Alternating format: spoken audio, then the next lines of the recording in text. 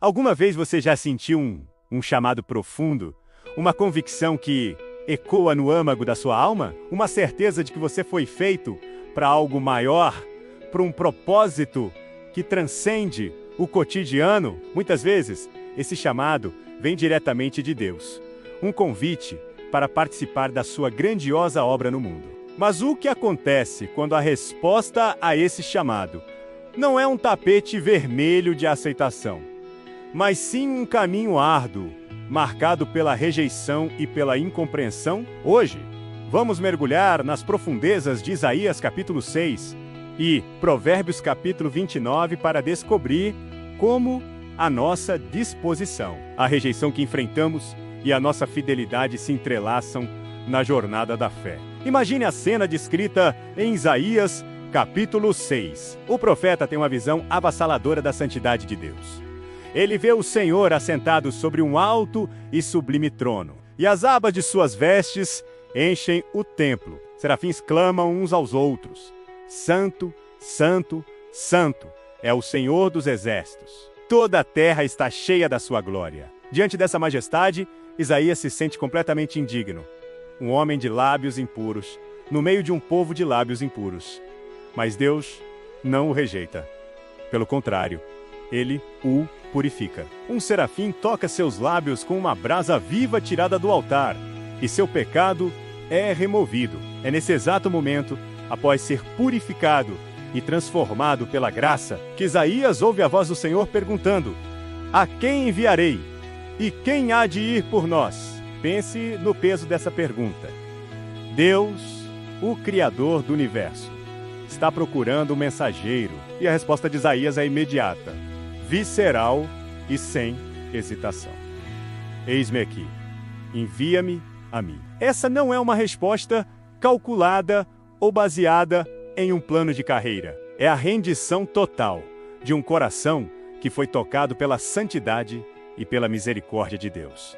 Ele não pergunta para onde vai, o que fará ou quais serão os resultados. Ele simplesmente se coloca à disposição. Este é o primeiro passo para qualquer um que sente o chamado de Deus.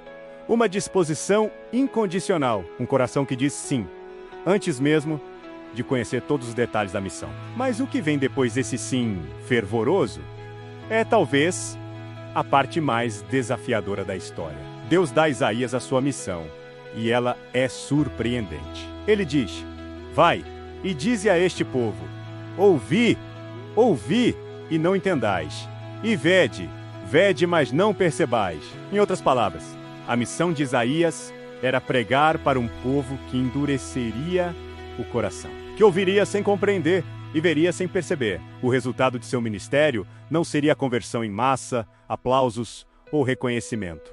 Seria a rejeição. Isso nos leva a uma verdade desconcertante, mas fundamental.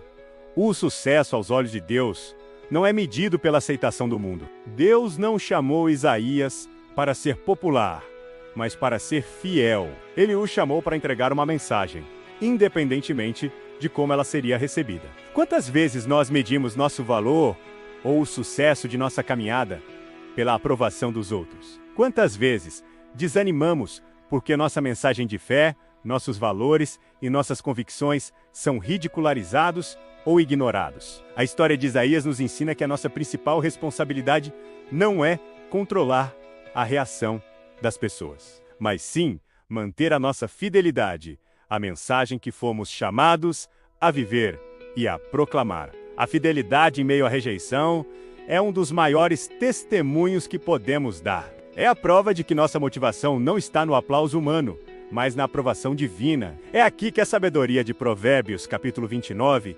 ilumina nosso caminho. O versículo 25 diz: O temor do homem armará laços, mas o que confia no Senhor será posto em alto retiro. O medo da rejeição, o medo que os outros vão pensar, é uma armadilha que nos paralisa e nos impede de obedecer ao chamado de Deus. Tentamos ajustar a mensagem, suavizar a verdade, ou simplesmente nos calamos para evitar o confronto e a desaprovação. Mas a Bíblia chama isso de laço, uma cilada que aprisiona nossa alma e nos afasta do propósito divino. A alternativa é clara: confiar no Senhor. Confiar que Ele é maior do que qualquer opinião humana. Confiar que a sua aprovação é a única que realmente importa. Confiar que mesmo em meio à rejeição, Ele nos colocará em um lugar seguro, em um alto retiro. Provérbios também nos adverte sobre as consequências de ignorar a repreensão e a verdade. O primeiro versículo do capítulo 29 afirma: o homem que muitas vezes repreendido endurece a cerviz. De repente será destruído sem que haja remédio. Este era o estado do povo para o qual Isaías foi enviado. Eles ouviram a verdade repetidamente, mas escolheram endurecer seus corações, fechar seus ouvidos e se recusar a mudar. A consequência foi a destruição. Isso nos mostra a seriedade da mensagem que carregamos. Não é apenas uma opinião ou uma filosofia de vida, é uma palavra de vida e morte, de bênção e maldição. Nosso papel, como o de Isaías, é sermos fiéis e entregar essa palavra, com amor e urgência, sabendo que a responsabilidade de como ela é recebida pertence a cada indivíduo e, em última instância, a Deus. A jornada do chamado, portanto, é um ciclo contínuo. Começa com um encontro transformador com a santidade de Deus que nos leva a dizer: eis-me aqui, segue-se a missão, que muitas vezes nos coloca em situações de rejeição e incompreensão. E para perseverar, precisamos abandonar o medo do homem e cultivar uma confiança inabalável no Senhor, sabendo que nossa recompensa não está na aceitação terrena, mas na fidelidade ao chamado celestial. O chamado de Deus não é um convite para uma vida fácil, mas para uma vida significativa. É um convite para participar da sua história, para ser um farol de luz em um mundo que muitas vezes prefere a escuridão. A pergunta final, que ecoa através dos séculos, desde Isaías até nós, hoje é a mesma: a quem enviarei e quem há de ir por nós?